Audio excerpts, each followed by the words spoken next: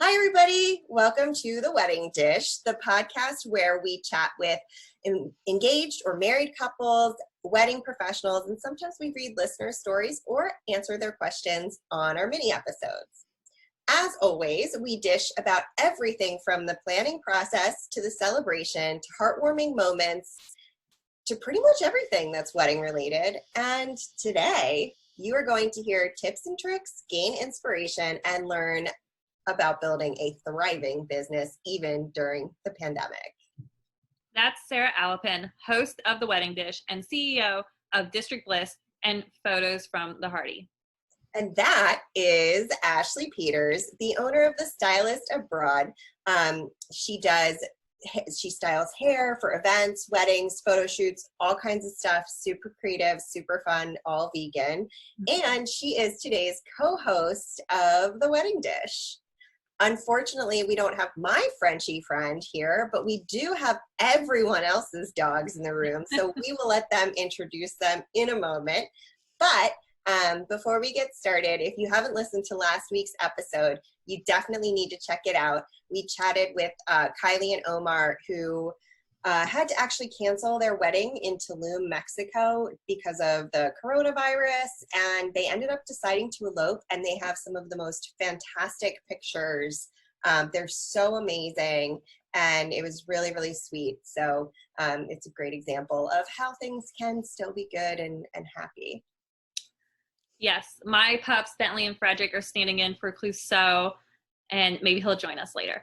But thank you, everyone, for listening to The Wedding Dish. So let's dish. Today we are talking with Tara Garwood, who is the founder of Banner Day Films. She creates marketing videos to help change the world. Love that. And she's also a member of the District Bliss community. Welcome. Thanks for being with us, Tara, on The Wedding Dish. How are you? Hi, I'm good. How are you guys? Good. I'm so glad you could be here. My dogs have wandered away. Oh, wait, one of them's here. Hold on. I can say hi to one of them. Oh, this is my little guy, Carlton. Aww. And Bean is in the other room right now, I think. Oh, nope, here she comes. She doesn't like it when I pick her up to say hi to people, though, so I'm going to give her a break. But I have Bean and Carlton, 2 Boston Terriers. Those are my babies. So, yeah, I hope we get to see Clouseau. The inspector. He just knows when I'm podcasting, and then he doesn't want to come up because I'm not going to pay enough attention. And he's like, I'm just on the floor. I mean, if I can't be in your lap. Yeah, it's kind of not worth it. Life is hard. Plus, I was telling Ashley, he's been sneaking into the human bed every night before we come upstairs. So he has to go out. And then he knows when we're kind of winding down. So has to go up before that, 30 to 40 minutes. And then he goes into the front room and then slowly sneaks up the stairs so we can't hear him and goes to sleep because he knows that if we have to take him down, he has to be carried. And we don't want to carry him down the stairs because it seems really mean. Oh, we gave up on keeping the dogs out of the human bed ages ago. Yeah. It's we tried with our first dog when he was a puppy, and they were one of the vet techs was like, oh yeah, no, don't you know, Bostons are just bed babies. They're not going to let you sleep without being in the bed with you. He's prescribed a human bed. Yeah, basically. Oh my God, I love that. And Carlton is he's the one on your logo, right? Well, so actually that logo was designed before we got Carlton. That was designed when we had Arthur and Bean. And so Arthur was our first Boston Terrier, and that was designed when we had the 2 of them. And it was actually a weird thing where I was working with a logo designer, and she had all these different designs, and she made that one. She showed it to me first, and she was like, this was just because I saw your Bostons on one of the video calls we did, and I just thought they were cute, so I thought it would be funny, but it's not for real. And I was like, no, that's the one. That is it. That is my logo. So It's so cute. It's so her logo, since you use Banner Day Films, and you'll have to tell them why that's the name in a second. But actually, I think that's a question I added in here because I love that story. But it's a Boston carrying like a flag, like a banner flag, Cute. and jumping. It's super cute. yeah, it's So really cute. I love it. I have stickers and like magnets of it just because I love it so much. it's so you. Yeah, it is. All right, ladies. Well, let's dish. So tell me how you came up with Banner Day Films, Tara. Did I So freeze? you did for a second, yeah.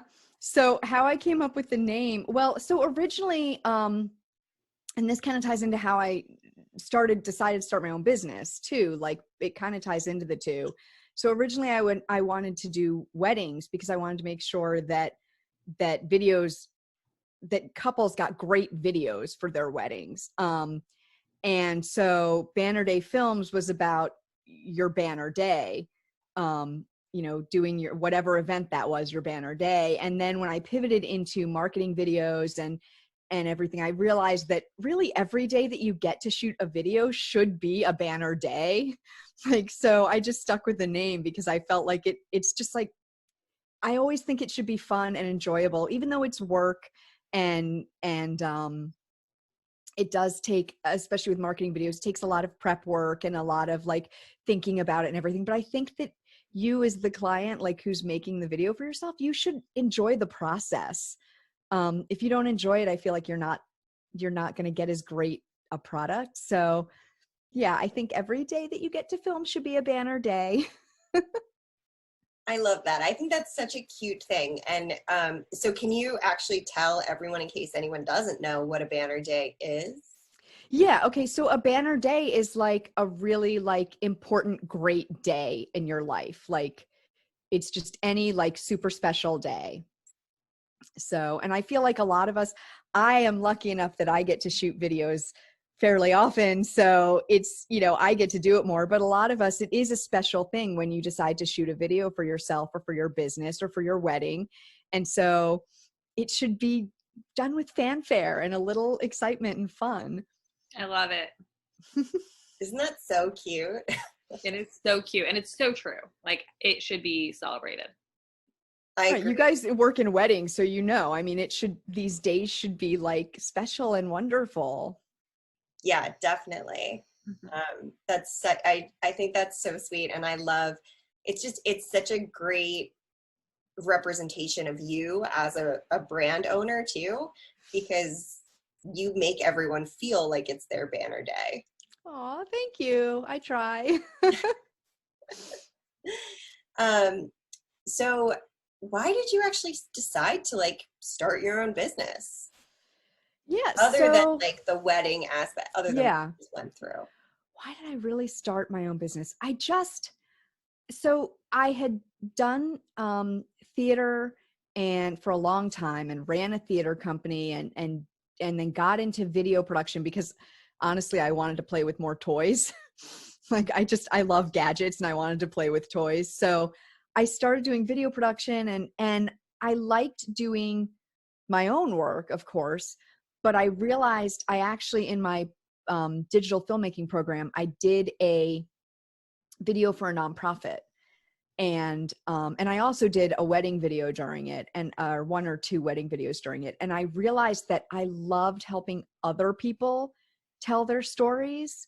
There's just something so special about that to me that, I mean, telling my own stories and making them up is great, but like getting to tell someone's real life, like awesome story it just gets to me. Like it lights a fire in me, helping people tell their stories. As I just said stories like 6 times, but it's true.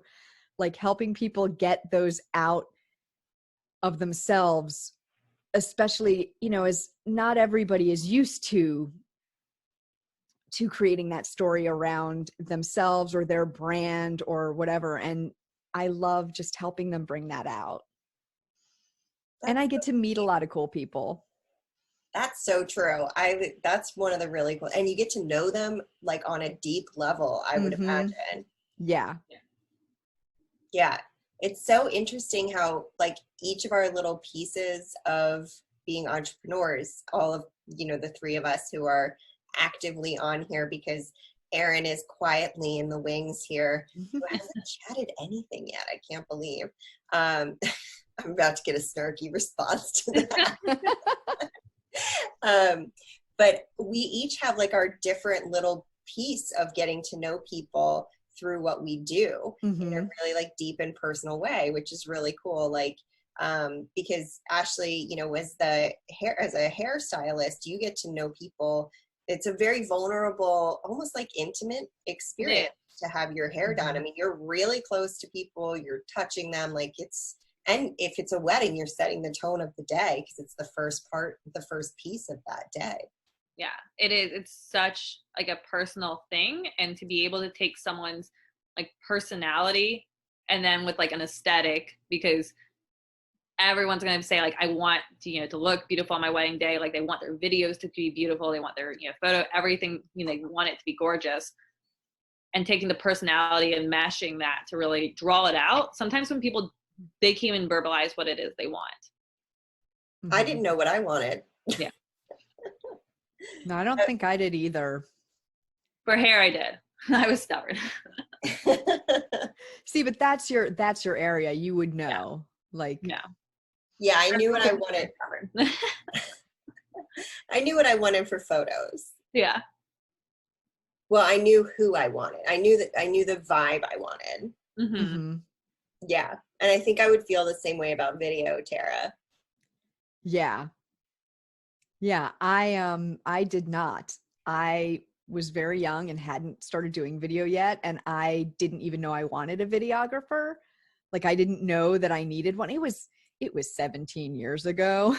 So video wasn't as big a thing yet either. So yeah, I didn't really even know I wanted video back then. That's crazy. I guess that's now I know how important it is, but back then I didn't.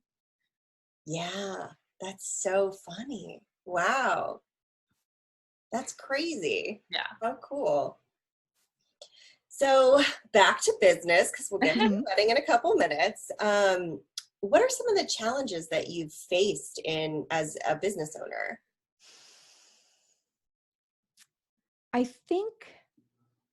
Honestly, I think finding my niche, like figuring out where I really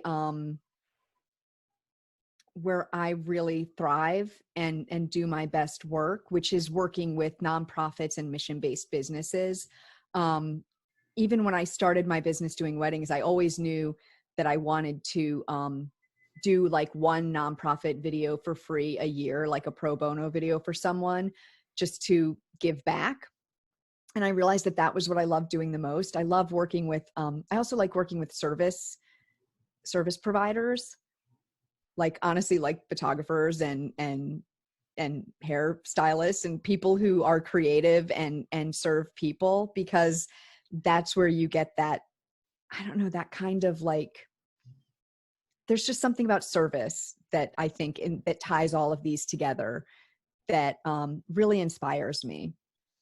It's all very giving and generous, when you're doing, you're bringing someone else's vision to life in all of those aspects, which is a really interesting way of looking at it that I had never thought of until now. Yeah. And I still enjoy the occasional wedding. I don't do them as often just because I've found more of a niche that really speaks to me. But I do enjoy doing weddings when I know people and get to know them. That can be really fun too. Erin says, being able to translate what their service is into a vision that they may not otherwise be able to express is a really cool thing. And definitely. A little reminder to everyone out there, Erin is my operations manager for Photos from the Hardy, District Bliss, and the Wedding Dish. And she's also a personal friend of Tara's, which is one of the reasons that I know Tara. although we did just discover that she was at an event before I knew Erin. Like 3 years ago. Yeah, that was before I knew Erin. Doesn't that seem nuts? That was a gorgeous event too. Yeah. Oh my gosh. And it was so much fun. Yeah, thanks. I'm glad. It was, my dad spoke at that event. Oh, right. That was your dad. I forgot. Yeah. There's a District Bliss event over at the Darcy Hotel with Siren and Sincerely Pete and Chris Ferenzi took the photos. Did I meet Chris Ferenzi? I think I met him.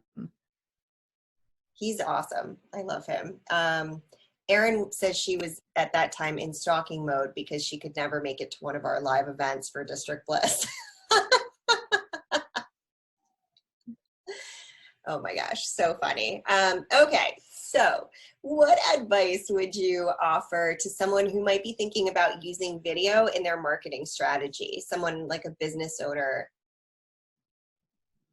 Oh, sure. Geez.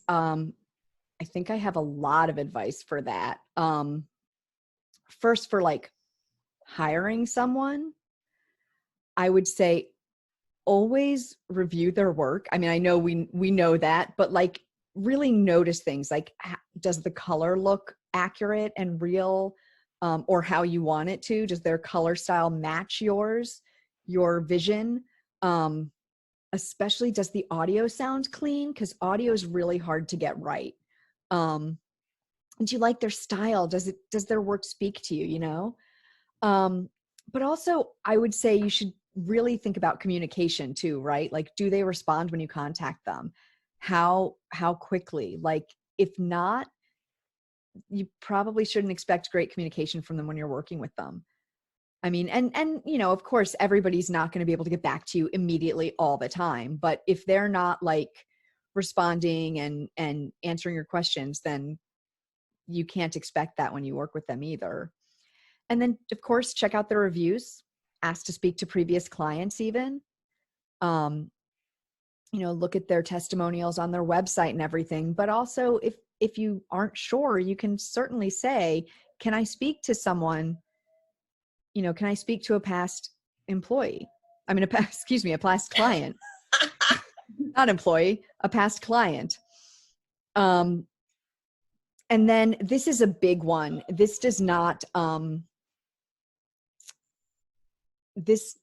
think, get thought of very much, but make sure that they do everything legally. That's a big deal. That means, for marketing videos, particularly, that means location and talent releases. That means properly licensed music, which goes for weddings too.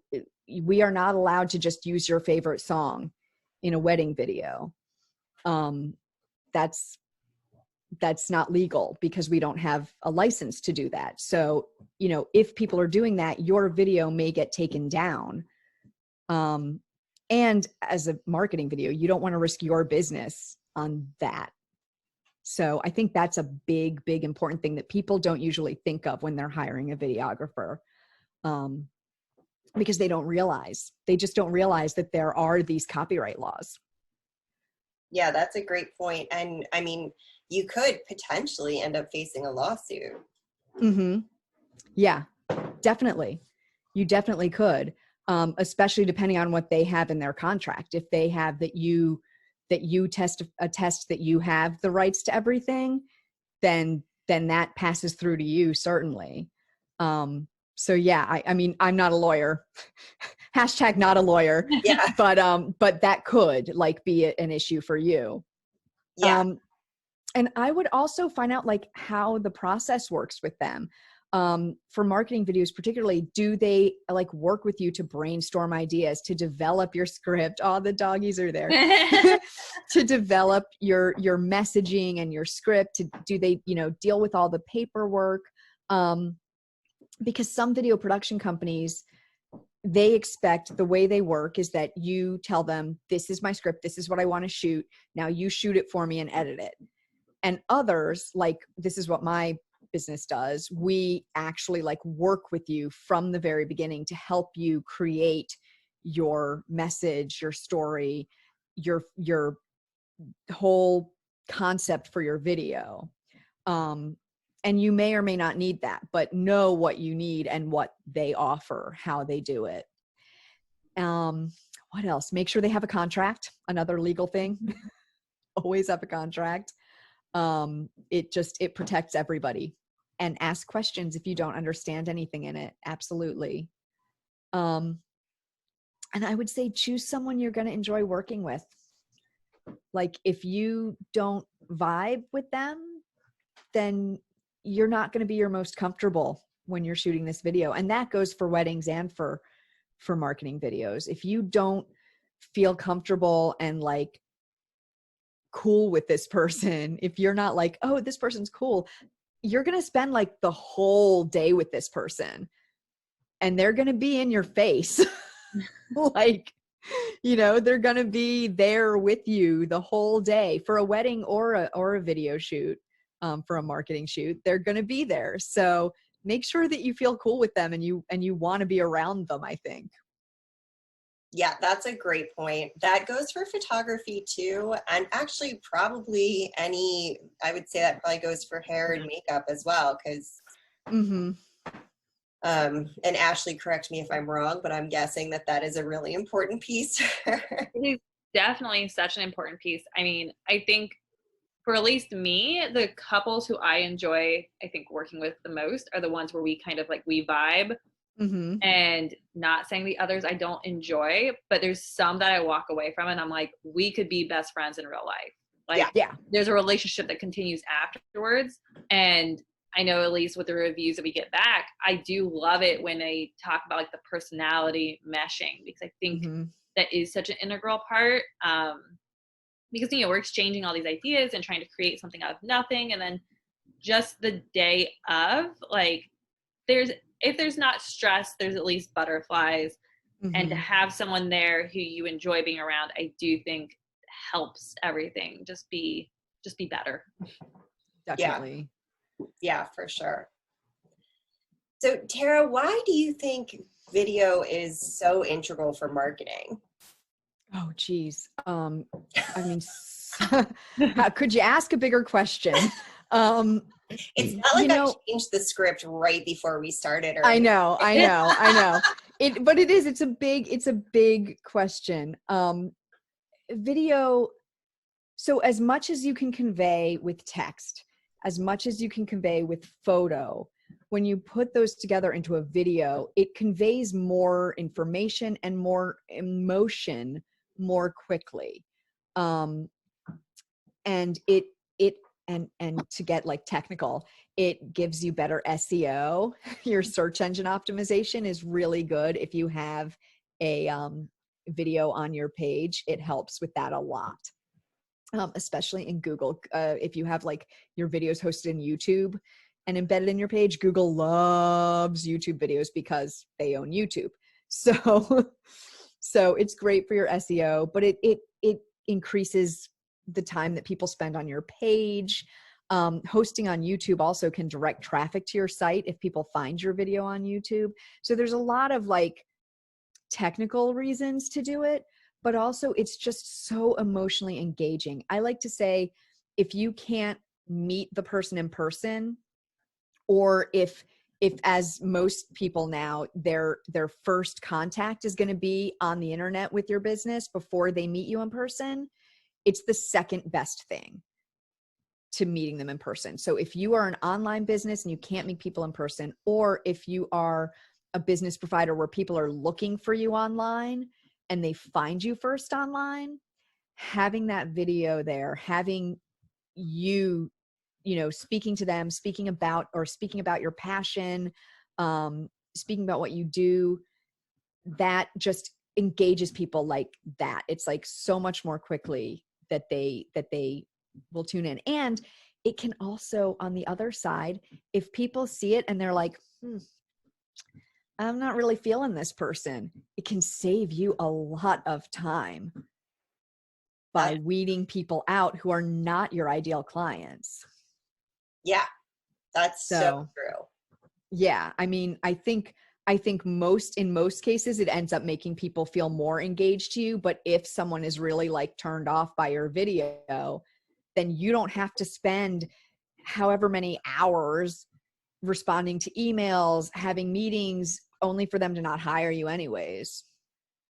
Yeah. So I think video too. So like, at least when it comes to hair, if someone's good at taking photos, whether it's a professional photographer or just like us before we leave, getting like those few behind the scene images, if you get the right angle, a lot of people can make not great hair look way better in a photo. But garbage hair can't be hidden in a video. Like, you will see it. And it's one of those where I personally always love videos just because it shows all the angles. It shows it in movement. It shows, you know, consistently throughout the day, to where it's almost like a, I don't know, like a testament to the actual quality versus like a really good angle. yeah, that's true. That's That's so absolutely true. For your work, definitely. I also think though that I think people get nervous about video, and I'm sure they do about photos, Sarah, too. But like, then in that, like, what if I don't look perfect? And I think though that when you're on video, you know, you can't retouch exactly the same way you can in a photo. However, when your personality is shining through, people don't notice little tiny flaws like that. Like they will in your hair and stuff if that's what they're looking at, but if they're getting to know you as a person, like, I just think video is so flattering to people because it shows your light inside. It shows what a beautiful person you are. I know I sound really cheesy about it, but I really believe that. But it's true. I mean, it is, yes, and it's also true. Yes, you sound cheesy, and yes, it's true. Got it. Yeah, like I have, I noticed this in my Zoom call. So when I was in 6th grade, we got in a car accident and I have a gash in the side of my head. And I have some photos where I noticed it, like, I mean, it's a scar now, obviously, but that I noticed in some photos, like when, you know, that there would be like a spot there or something.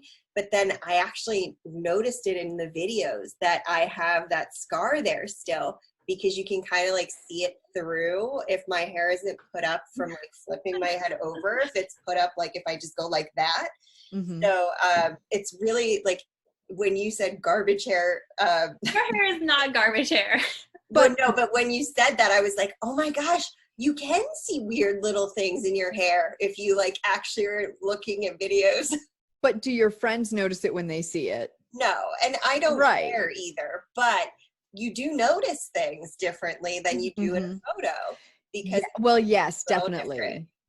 Well, and like, hair is such like a 3-dimensional thing, and sometimes with the photos we get so fixated on this is what it looks like from the back and that's it. And I don't know, like, I always tell that, like, the stylist who I work with, I'm like, you need to walk all the way around it. Like, you need to check to make sure like they're good, even at the weirdest of angles. Like, just check, because obviously their wedding is in 3 dimensions and you need to make sure they're good from any angle. Yeah. But I unfortunately think some people don't think of that. So yeah, I mean, they're all 3 very detail oriented jobs. Yeah, for sure. So what advice would you offer to someone who might be starting a business like yours?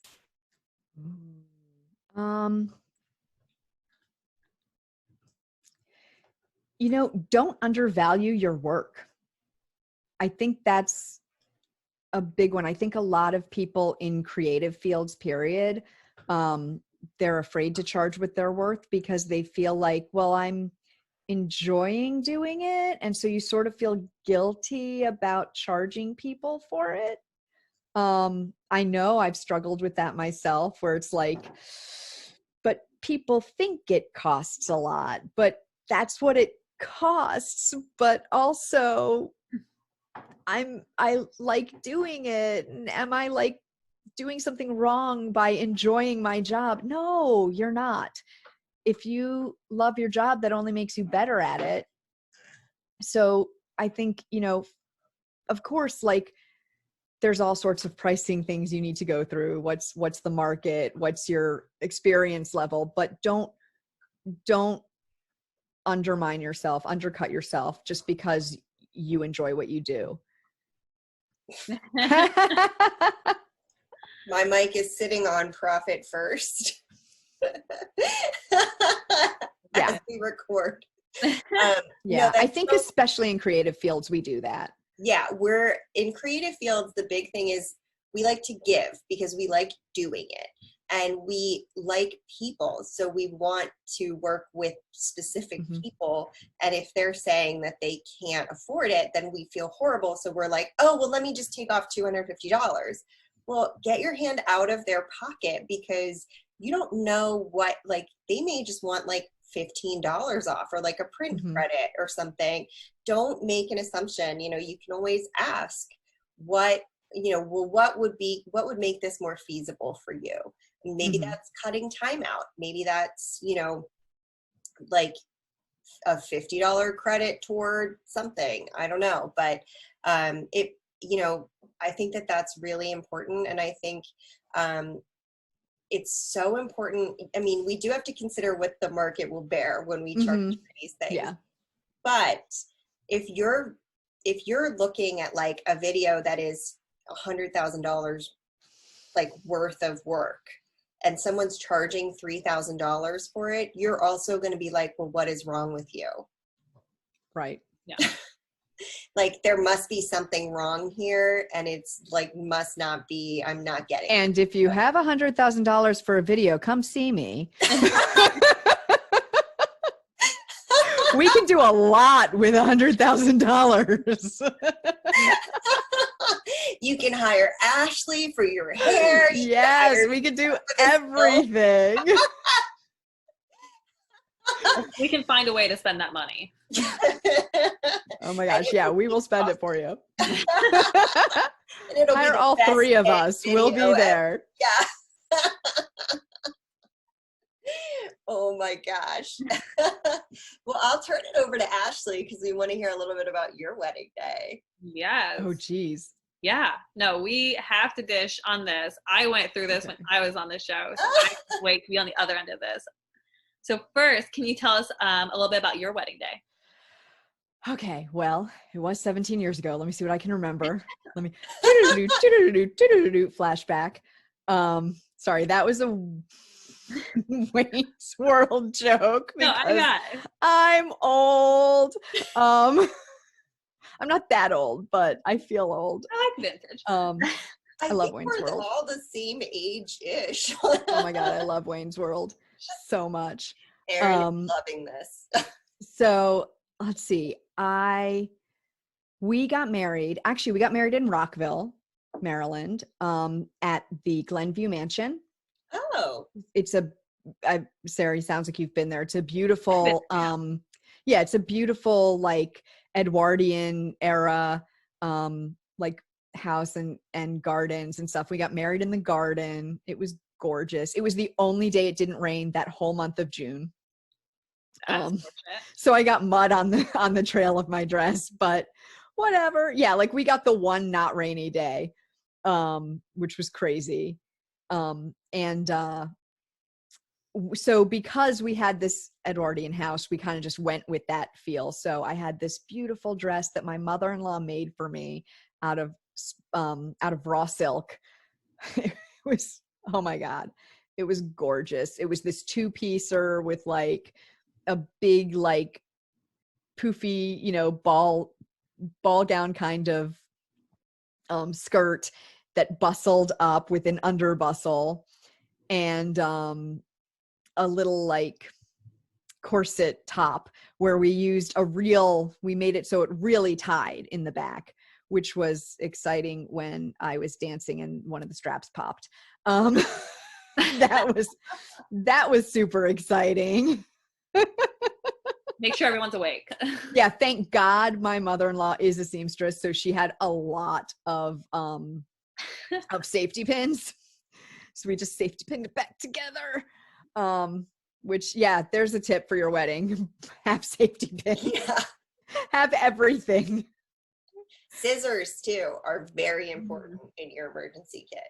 Oh yeah, yeah. Definitely. So underrated. But the safety pin saved the day at that wedding. Definitely. So, and yeah, we did, what else did we do? We had, we're both big readers. So we got all these, hardback books from my parents' house and his parents' house. And that was our centerpieces, Oh, that's was cool. stacks of books with a little ribbon tied around them in my seafoam green color. And little peachy roses on top with, because that was my bouquet, was roses with rosemary, thyme, and sage. So it smelled all herbal and beautiful. And I had, instead of baby's breath, we had, gosh, I remember a lot about my wedding, huh? Instead of baby's breath, we had Queen Anne's lace, because my mom and I used to like stop every summer and pick it up. Like when you would see it by the side of the road, we would stop and we would cut some, and then we would put it in cups with with food coloring. Oh, and it would seep up and color. So it was like a little something that we, from my childhood. Yeah, it was sweet.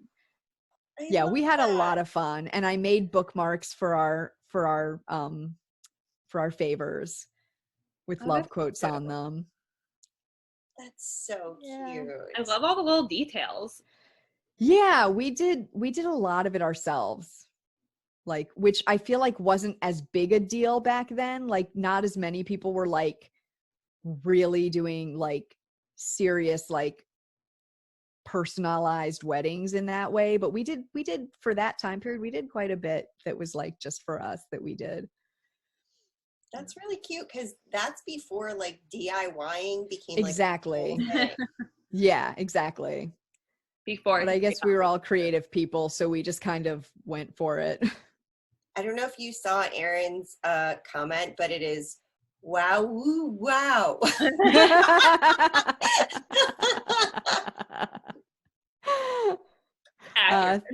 Thanks, Erin. God, I love when she lurks on the podcast so much. Before we go to the next question, I just want to jump in here really fast. What color was your hair when you got married? It was auburny red. Okay. Yeah, I didn't have the pink yet. I only did the pink a couple years ago. How many different colors hair have you had since you've gotten married? Well, auburn red is my like natural color. But in the past few years since I've started like doing fun colors, I've had pink, blue, which was an accident. We were trying to do like a more of a purple, and we got Cookie Monster blue, purple, and teal. Oh, and I've had a couple in betweens. I had one where when we got the Cookie Monster blue, I started washing it with purple conditioner, doing purple conditioner, and I ended up with like galaxy colored hair. So it's like all purple and blue like mixed in. That was really cool. Like, really I want to cool. keep this. So Erin asked, how do I feel about the bright color trend? So aesthetically, I love it. And for being like behind the chair, I love it, with the caveat of people being willing, I guess, to pay what it takes to get there and being patient.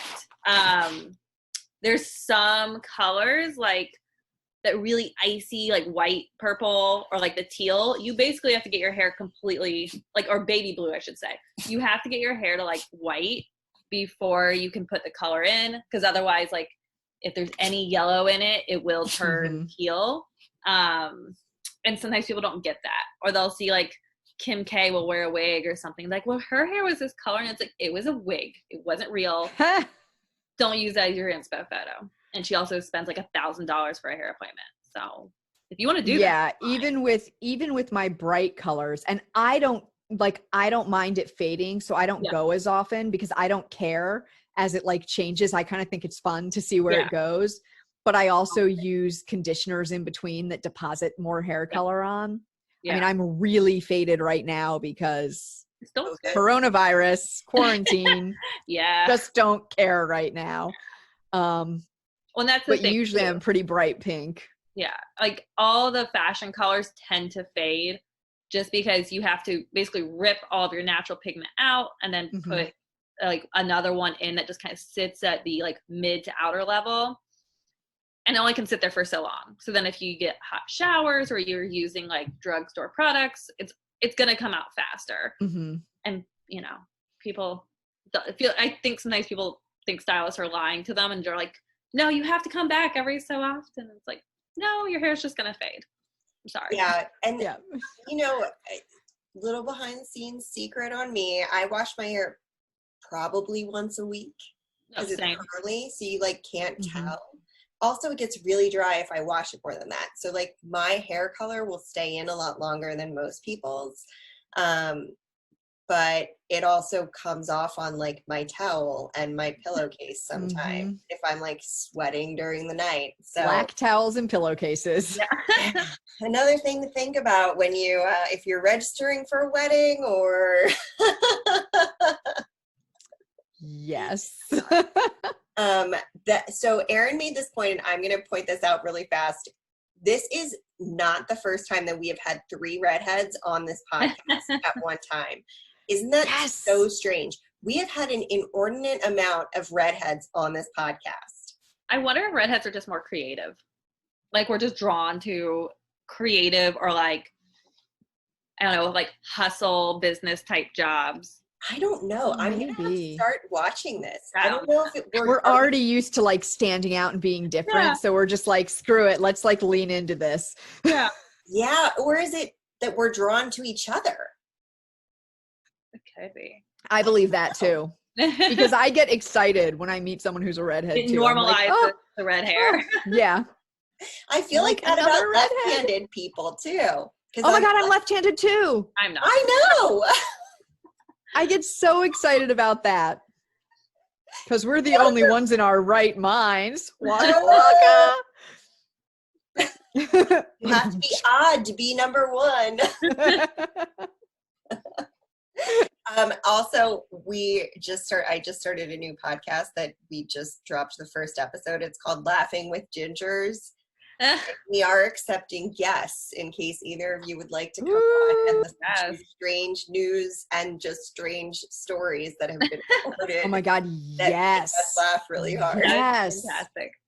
It's my friend Christina Curry, who I think you know, Tara. Mhm. She's been on the podcast a couple times, but she's also a member of District Bliss too. And we have the loud laughs. So we decided that we were going to, and each episode has like a theme. It's really funny. Oh, I love that it's weird news and stuff too. Like, I'm like a true crime girl, and like I love ghost stories and things. Yeah. Like I love that crap. Yeah, me too. And at the end, we'll have to plug your podcast, Tara, but I will Oh stop. yeah, my running podcast that has nothing to do with all of this. Who knows? Anyway, Ashley, sorry for running very over fun. you. So wedding stuff. I guess Right. what if anything would you change about your wedding? I wish that I knew how important a good videographer would be. That's absolutely, I mean, and I know that sounds like pitching video, but it's true. I didn't want one at the time, as I mentioned earlier. I didn't realize how important it would be to me. I picked an amazing photographer, and my mom sort of last minute was like, we should really do a video. And so she just hired someone. It was like the same company as we had gotten our DJ from. So she just kind of like randomly hired someone that we didn't know anything about. And I hate our wedding video. I hate it. And it's a tragedy to me that I can't look back at it and just enjoy it. The guy was rude to us. And he was like in front of one of our groomsmen for the entire ceremony. So he ruined quite a few of the wedding ceremony pictures. And I just didn't like the final result either. Like I didn't like the wedding video. So that's my number one. Like, I wish that I had paid attention to it. I wish that I'd known how much I would want it later, because I would have really, really thought about getting someone whose aesthetic I loved and whose work I loved and who I was comfortable with, instead of just letting it be who the heck ever, like, who cares? So that's my biggest regret. That's something to think about, even if your in-laws or somebody wants a video, but you don't want a video, it can actually still ruin your day. You just gave me a recovered memory of one of the weddings I photographed, and the bride's mom passed away a couple weeks before the wedding. It was really close to the actual wedding day. It was really tragic. And the videographer, they decided to get him after that happened, because they were like, we want to just have like footage, and they didn't have the budget because, you know, it was so last minute. But the guy they got was really sexist, and he made some really inappropriate comments to us. And when we were driving home, Katie and I were like, did you hear him say this and that? And we were like, God, I hope no one else heard him. That's a nightmare. Yeah, I've never seen the video or anything, but he also made them do everything 5 times. He was like, spin here, spin. He like stopped their first dance a couple times and like had them like dip a second time. Yeah. That? It should not be obtrusive. No, it should not be. I mean, I've definitely like once or twice like gone up while they weren't like busy and just been like, hey, can I get you guys to do a quick kiss? Like, you know, because you get to know them and you're like, can I just get you guys to do a quick kiss? Come on, you know? Yeah. And if they say, oh no, and you go, okay, cool. Like, whatever. The sunset's really beautiful right now. Like, can I just pop you outside for like 3 minutes? Yeah, exactly. Like, that's a different. Every once in a while, fine. But like for the most part, you stay back. Like, this is not your day. This is not your day. You stay back and you let them have their day. Yeah, for sure. That is crazy. Yeah, no. I mean, my grandfather did our video, which I regret. I wish we would have hired like a real person, but it was a budget thing. And he always did like family videos. So it was one of those where my dad was like, oh, he can do it really great. And we look back on it and I'm like, we don't really see a lot of our in-laws or like a lot of that side of the family. Like, he clearly geared it towards like our family narrative. And I'm like, okay. And the qualities, like, more could be desired. So I was like, Grandpa, I love you, but this really should stay a hobby. Like,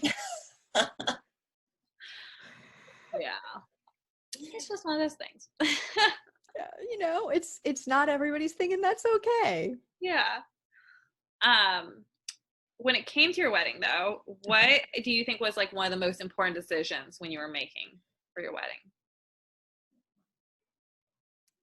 Marrying my husband. Aww. Oh, hearts. I love that guy. No, I mean, yeah, honestly, just having the right, like, there was a lot that at the time I thought was like the biggest deal. And when I look back, I'm like, you know, the little things that went wrong, the little things where I didn't get exactly, you know, what I would hoped for, like, none of it matters as much as marrying my hubby. Yeah. As finding the right person and being with that person. Yeah. That's super sweet. I mean, that is what it is all about, obviously. And yeah. It's probably I good. can't even like think of what I would say, like, as far as planning the wedding was the most important decision. Yeah. Like, I can't even think of something that was more important than everything else. Yeah. No, I think it's super sweet. Obviously, like, that is what it's all about, and sometimes I think people lose sight of it. So it's probably good for people who are listening to be, maybe especially amongst all the craziness that's going on in the world, to be reminded, like, it's really just us. Like, that's what it is. Like, that's the important thing. So my husband said one of the things, he's going to be embarrassed if he ever knows I said this, but he probably won't listen to a wedding podcast, so I think we're safe. I kept asking him like, well, do you want this or do you want this? Or what do you think about this? And he didn't care at all. He finally said to me, the only thing I care about is that we end up married at the end of the day. He said, everything else is just icing. Oh. And I was like, I mean, before I am now. Oh my God, I love that. So that's how he got out of wedding planning. That's good. I mean, for any gents who are listening. Pro tip for anyone out there who's not into the planning process. Just say something really sweet and you will be out of it. You will be forgiven for anything. Erin would like to point out that plus with COVID nowadays, more and more couples are opting to do mini ceremonies because of the restrictions. So making it more about who you are as a couple and getting married more than anything else is really important. Yeah, which I honestly think is a nice trend. Yeah. Yeah. To be able, just to not so much that like not to be able to have like a big beautiful wedding if you want to, but to that reminder that it's really about you getting married and you ending up together and you being able to tell your families and your friends and your loved ones like, this is who I choose. We choose each other. Like, that gives me chills to think about that. Like, this is this moment that you get to share with people and say, I choose this person to be with for the rest of my life and they choose me. How magical is that? Like, how amazing is that? And I'm getting cheesy again, I know. Oh my God, I love it though. I should probably get back in a wedding video. I wax very cheesy about it. As you're saying all this, I'm like, how are you not just like swimming in weddings? Because it sounds like, I don't know, like a kid's fairy tale where you're just like, yes, all the weddings, and I am such a like. I'm expecting singing birds. I'm such an awful romantic. I really am. Like, I love love. I love people being in love. I love everything about it. Yeah. I would like everyone to remember she said that when we tell you what her podcast is at the end of this episode.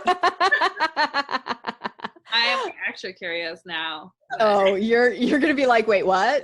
I mean, there has to be a balance. I think people who know me personally, like, I love and I love my couples, and I'm so adamant on them really celebrating who they are and unapologetically doing whatever it is that makes them happy.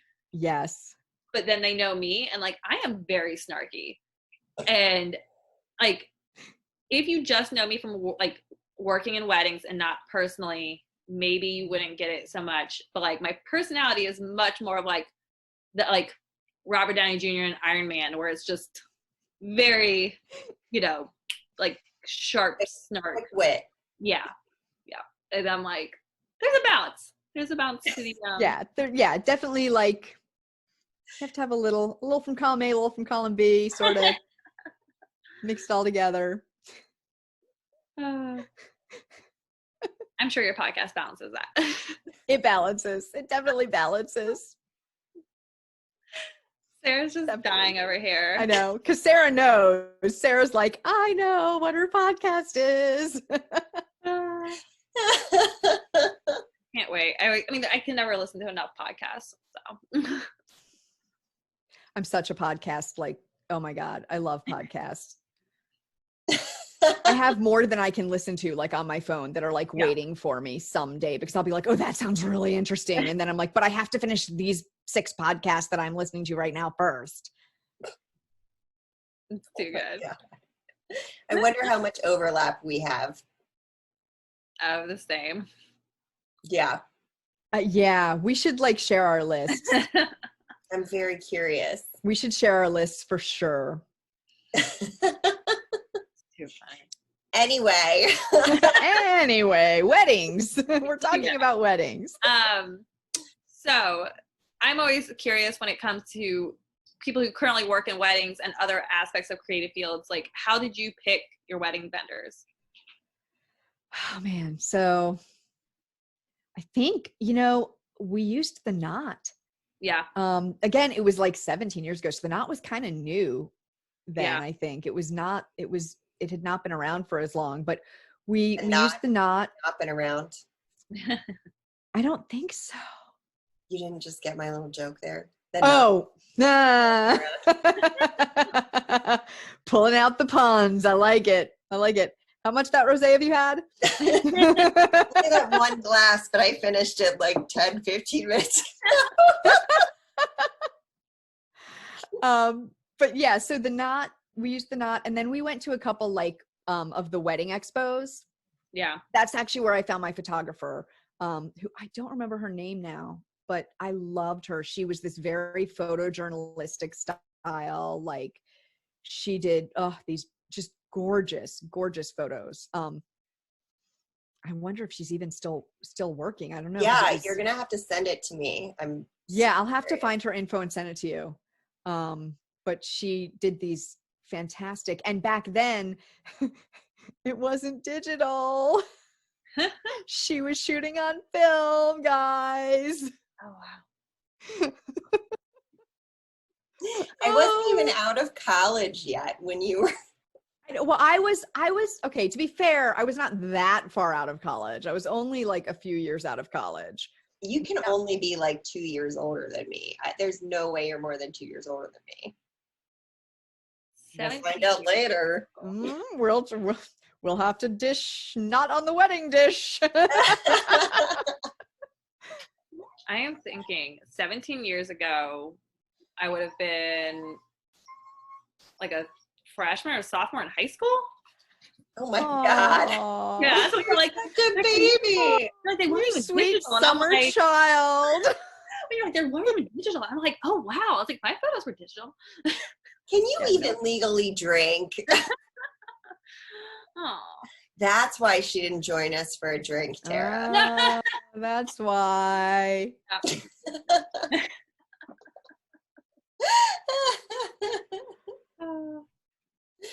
So funny. No. It's crazy how much I think finding like your wedding vendors and your inspiration and everything has changed over the years.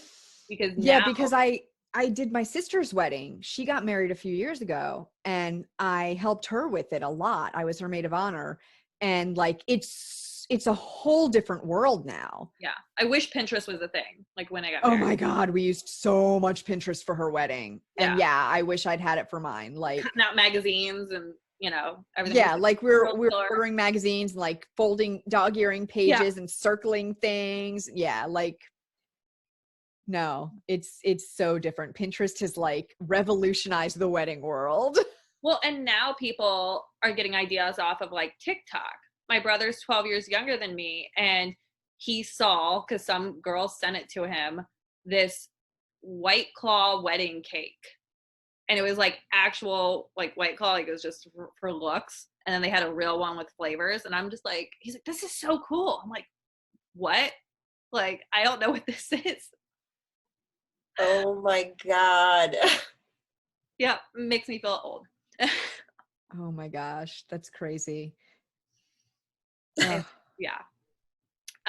So speaking of like trends and inspiration and like finding things, like vendors and all, I guess what advice would you offer for any engaged couples out there planning their weddings, both as like a wedding professional and just a married human?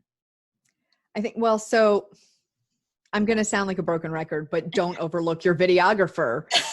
I mean, and don't skip on the budget for it. A lot of people wait, and that's the last thing they choose. And they're like, I have like $400 left. That's not enough to get you a quality video in most places. Yeah, you might have him interrupting your first dance and making sexist comments to your female photographer. Right, which is not what you want. So yeah, I mean, just think about that. I think, to be honest, I think the thing you should spend the most on is your photos and your videos, because they're the things you're going to have forever.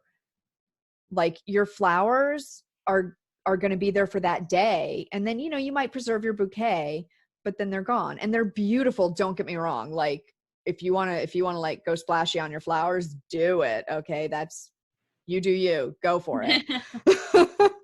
Go for it. But I think remember the things that you're going to have forever for the rest of your lives, and that your kids are going to want to look at, and your grandkids are going to maybe want to look at. Like, those are the things that I think you should really like budget for the most. Like, not the most money necessarily, but like pay attention to in your budget. Yeah. Yeah, You know? and think about the things that are going to show up in your photos and video too, because like if you're spending a bunch of money up front on things that you're like, well, maybe I'll DIY this thing, and then there are no photos of it because it was like super tiny or like didn't come out right or whatever, or you just don't end up using it because it doesn't go with the theme once you get everything done. Like, keep it in mind as you go through. Don't like just spend because you are excited. Yeah. Really like work. Which it's hard to do. Like, you want to just like do everything because you're really excited. I totally get that, because I totally did that. I wanted to do everything. I got so excited. Except video, because I didn't know. Yeah, me excited? Who knew? Who would have guessed that Tara would get excited about something? But yeah, I think just remember, like, think of it as like you're making this memory, and what's capturing those memories is your photos and your videos.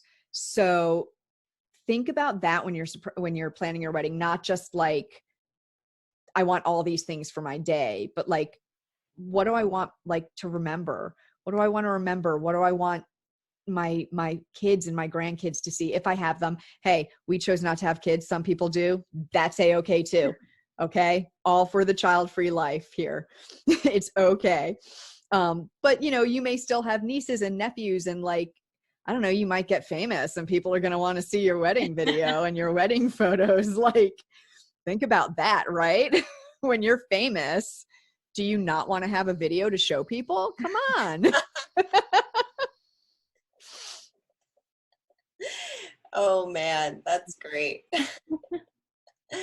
Well, Tara, thank you so much for joining us. As it's probably very evident, we love Banner Day Films, and we're so glad that you were able to be here to dish with us. And I'm hoping you can tell everyone how they can find you online.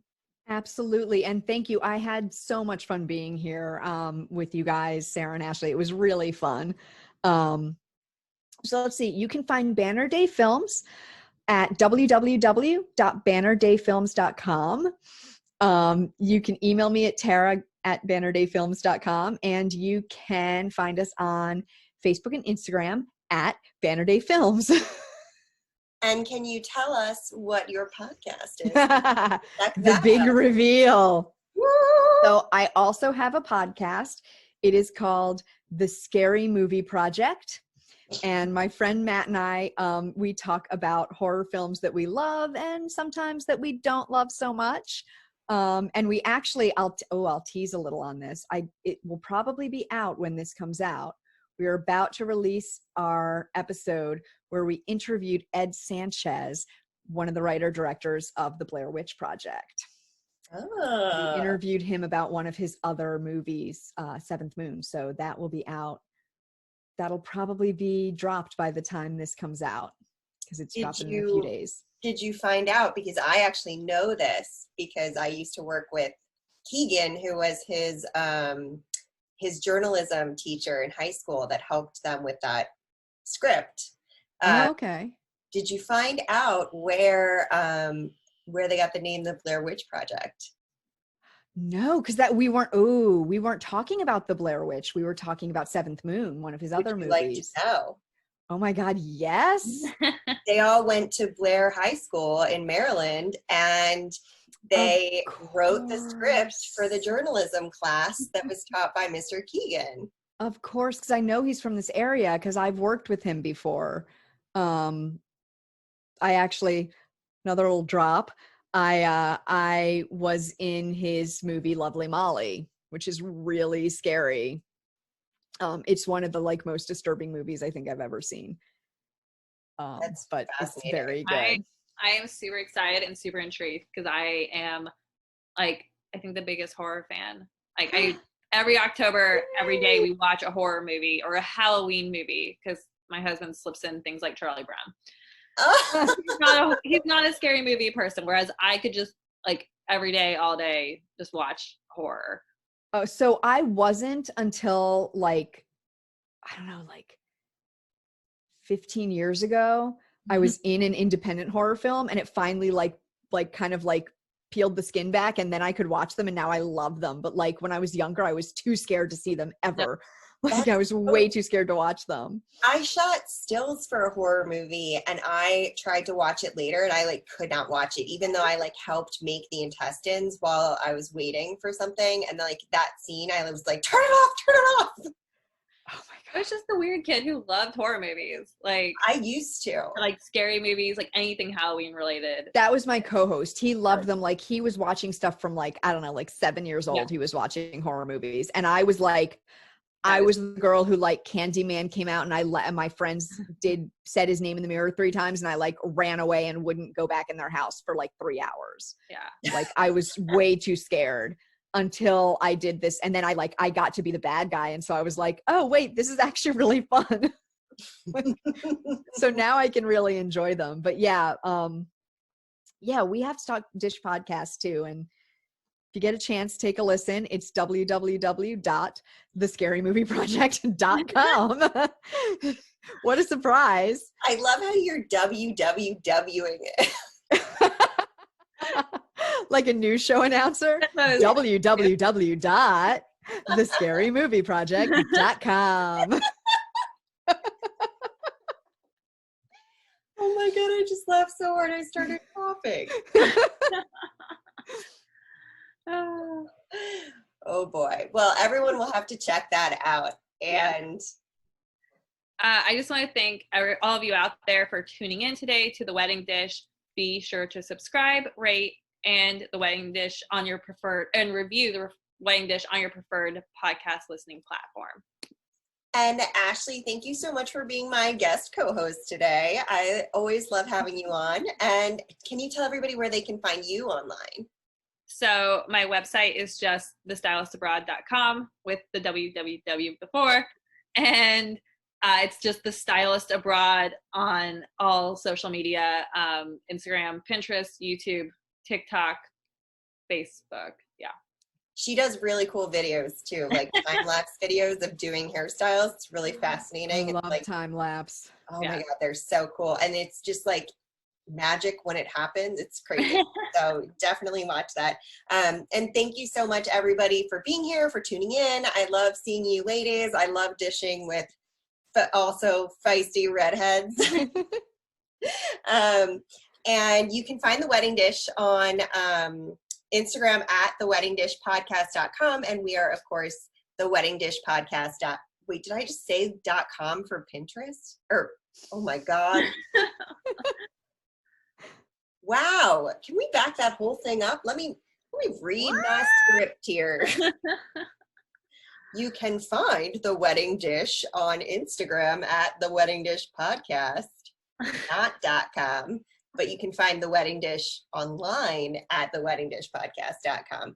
And next week we'll be dishing with Maddie, who is the amazing woman behind Living with Pickles and her Farmily. So we'll get to hear all about how she's created this Farmily, and she rescues all these animals, and she does just some really lovely things. She's just a wonderful human. So I'm really excited for you all to get to hear that too. Thanks for hanging with us on The Wedding Dish, the podcast where we chat about all things weddings, from planning to inspiration to business and more. Thanks so much for being here. We'll catch you all next week. And thanks, Erin. Bye. Cheers. Cheers.